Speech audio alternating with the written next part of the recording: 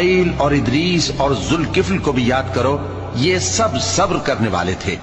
اور ہم نے ان کو اپنی رحمت میں داخل کیا، بلا شبہ وہ نیکوکار تھے۔ اور مچھلی والے پیغمبر یعنی یونس کو یاد کرو، جب وہ اپنی قوم سے ناراض ہو کر غصے کی حالت میں چل دیے اور خیال کیا کہ ہم ان پر گرفت نہیں کریں گے،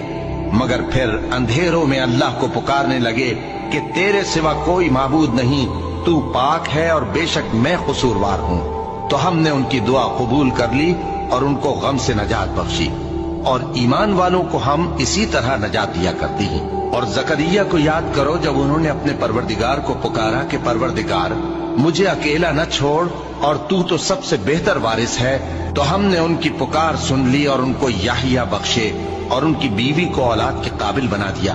یہ لوگ لپک لپک کر نیکیاں کرتے اور ہمیں امید اور خوف سے پکارتے اور ہمارے آگے عاجزی کیا کرتے تھے۔ اور ان خاتون یعنی مریم کو بھی یاد کرو جنہوں نے اپنی